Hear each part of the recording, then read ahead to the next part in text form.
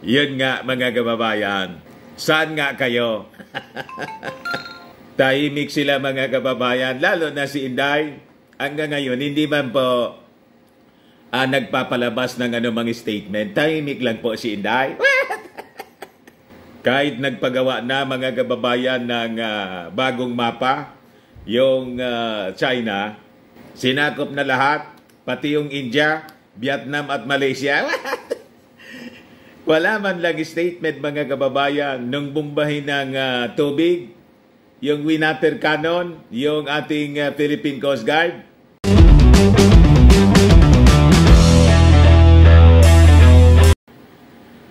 Nakabawi mga kababayan yung Gilas Pilipinas sa FIBA World Cup. Panalo yung ating bansa laban sa China, at least sa basketball. Ngayon, tuwang-tuwa yung mga Pilipino. Kaya lang, nainis yung mga fans kasi umipal yung mga senador. Ito pa, mga kababayan.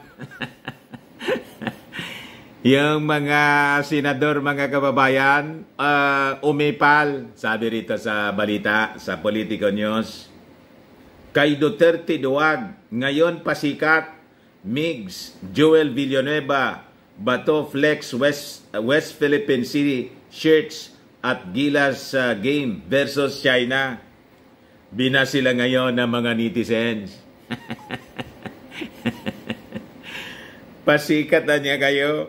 Pero buti na lang mga kababayan, yung magandang balita pa rin, panalo tayo. Sabi rito sa balita, Gilas Pilipinas crush China with a score of 96-75 thanks to a boost from Jordan Clarkson's amazing third quarter performance. In their final game of the FIBA World Cup, the Utah Jazz guard scored a jaw-dropping 20 of his 34 points in under 4 minutes in the third quarter. Di ba nakakatawa? Kaya lang, yung pag-ipal ng mga politiko, yon ang ikinainis ng mga fans. Sabi dito sa balita, Senate President Juan Miguel Zubiri, Senate Majority Leader Joel Villanueva, and Senator Ronald De La Rosa have brought politics into the 2023 FIBA World Cup by wearing shirts with the phrase West Philippine Sea in Gilas Pilipinas game against China. Ayan pa, may pasuot-suot pa mga kababayan ng t-shirts ng Pilipinas with West Philippine Sea. Naka-imprinta sa kanilang t-shirt in aid of pasikat na naman ito po. In aid of re-election at paipal.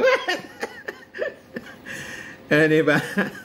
De La Rosa posted a photo of the shirt which also featured a print of the Philippine flag on social media kahapon po. His caption read, "Let's go, Gilas Pilipinas." Ayan ba, yung whole body photo nila. Pasikat talaga yung tatlong ito. Sabi dito, netizens however saw through the three senators' gesture and questioned their sudden boldness in asserting the Philippine sovereignty. Sabi ng isang netizen sa Twitter, mga kababayan, sobrang performative and fake. Where were you nung binigkas ni FPRRD na piece of paper lang daw yung The Hague ruling? Yun nga mga kababayan, saan nga kayo? Tahimik sila mga kababayan, lalo na si Inday. Hanggang ngayon, hindi man po nagpapalabas ng anumang statement. Tahimik lang po si Inday. Kahit nagpagawa na mga kababayan ng bagong mapa, yung China, sinakop na lahat, pati yung India, Vietnam at Malaysia. Wala man lang statement mga kababayan nung bumbahin ng tubig, yung water cannon, yung ating Philippine Coast Guard na nagsasagawa ng resupply mission po, tahimik lang si Inday. You see? Sabi ng isa pang netizen po, si Green Tripper, may pa-t-shirt pa ngayon, samantalang nung admin ni Duterte, isa sa mga bulag, pipi at bingi tungkol sa isyu ng West Philippine Sea. Basag na basag yung tatlong senador. Ngayon, dahil po sa posisyon ng ating Pangulong Bongbong Marcos, ayon, sige po yung pabida po nila. Di ba? Sabi ng isa pang netizen, si Lamig Hangin, too late, hindi kayo nagsalita laban sa China mula 2016 to 2022. Sinong niloloko nyo? Kaya lang mga kababayan, yung mga supporters nila na mga makapili, sige po yung palakpak. Di ba? Sabi pa ng isa, si BM Espina, honestly, they could have asserted the Hague rulings when it was fresh back 2016. These clowns, ma'am, and sideline patriotism to protect personal and political interest. Mulat na mga kababayan yung mga Filipino. Kilalang kilala nila yung mga mapagkunwari na mga politiko. Di ba? Sabi naman po ni Michael RN, registered nurse siguro to, tika, di ba mga aliporis ito? Di ba mga aliporis to nung matandang hukluban na nag-archive ng The Hague ruling? O nga no. Sabi naman po ni Fanny Yaques, how fake and performative. Are you from one to these clowns? Huwag kami anya.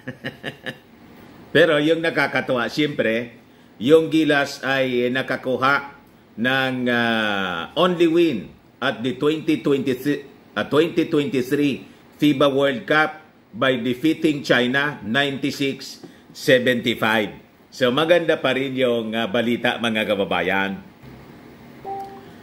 So yun po, congratulations sa ating Gilas Pilipinas mga kababayan for winning the FIBA World Cup. At least mga kababayan, nakabawi po tayo ngayon.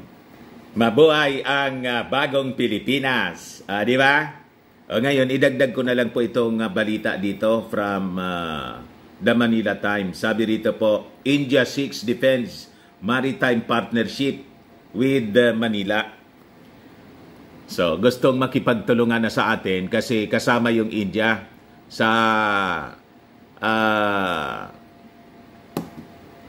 nagprotesta doon mga kababayan sa bagong mapa na pinablis ng China. Kasi kasama doon yung kanilang territory din na sinakop ng China. So sabi rito sa balita, following the People's Republic of China's release of the 2023 edition of its standard map, Indian Ambassador to the Philippines, Shyambo Kumaran, said that India wants an expanded defense and maritime security partnership with the Philippines. Yung India rin po, yung magsusupply sa atin ng mga missiles. So I think i-deliver na po nila yung missile system na in-order ng ating armed forces.